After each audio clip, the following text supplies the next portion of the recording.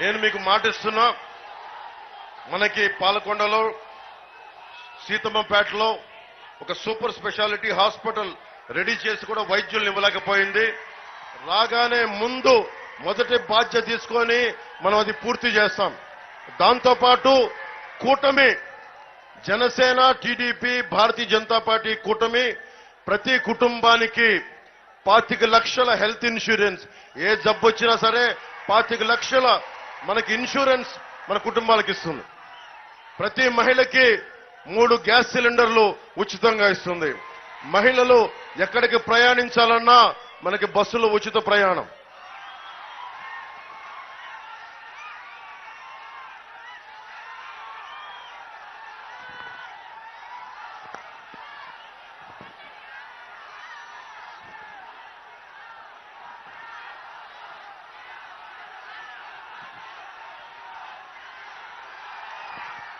వృద్ధాప్య పెన్షన్ ని మనం 4,000 రూపాయలు చేస్తున్నాం. వృద్ధాప్య పెన్షన్ ని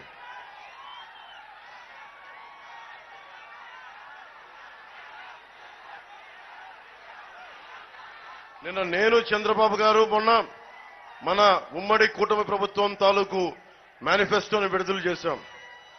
నేను ముఖ్యంగా ఒకటే అనుకున్నాం, ప్రతి చేనుకి నీరు, ప్రతి చేతికి పని ఉండాలి ఈ దేశంలో, మన నేలలో.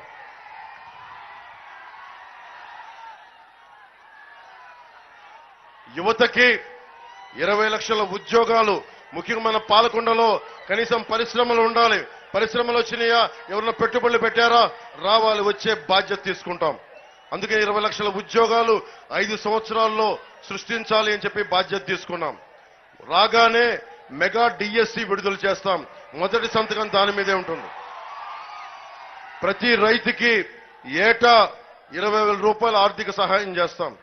ముఖ్యంగా మన పాలకొండ నియోజకవర్గంలో మన మండలాల్లో ఉన్న ఏనుగులు పచ్చని మనకి చెరుకు పంటల మీద కానీ మిగతా పంటల మీద కానీ ఏనుగులు మందులు వచ్చి ఇబ్బంది పెడతా ఉంటే నేను సిద్ధం అని అంటాను. జగన్ ఒక్కసారి కూడా పరిహారం ఇవ్వలా. నేను పరిహారం ఇచ్చే దిశగా కూటమి ప్రభుత్వం బాధ్యత తీసుకుంటుంది. అలాగే భవిష్యత్తులో ఏనుగులు రాకుండా ఉండాలంటే ఏం చేయాలి, అటవీ శాఖతో కూర్చొని, కేంద్ర పర్యావరణ అటవీ శాఖతో కూర్చొని, పర్యావరణ శాఖతో కూర్చొని ఏనుగుల్ని, గడ్కరీ గారు కూడా ఈరోజు అదే మాట ఇచ్చారు, ఏనుగులు మన పంటల్ని ధ్వంసం చేయకుండా దానికి ప్రత్యామ్నాయ మార్గాలు ఎదుగుతాం. ఈ లోపు పంట నష్టపోయిన రైతాంగానికి పరిహారం ఇచ్చే బాధ్యత కూటమి ప్రభుత్వం తీసుకుంటుంది.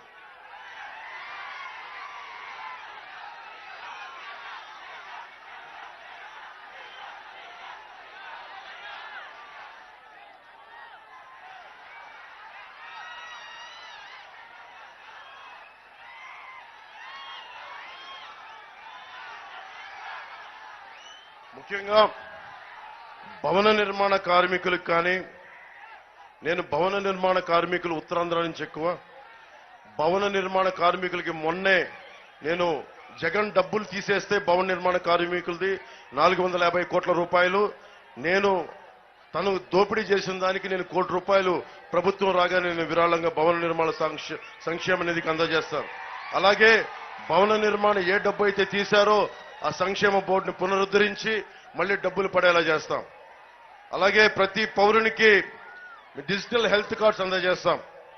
అలాగే ముఖ్యంగా ఫీజు రీఎంబర్స్మెంట్ చేశారా? మీకు ఎవరైనా ఈ ప్రభుత్వం చేసిందా? అడగరా? మీరు ఓట్లేస్తారా ఈ ప్రభుత్వానికి? ఫీజు రీఎంబర్స్మెంట్ చేయించే బాధ్యత, ఆ హామీ మనం ఇస్తున్నాం, కూటమి ప్రభుత్వం తీసుకుంటుంది. కూటమి ప్రభుత్వం అంటే మీరు నమ్మే పవన్ కళ్యాణ్ కూడా గుర్తుపెట్టుకోండి.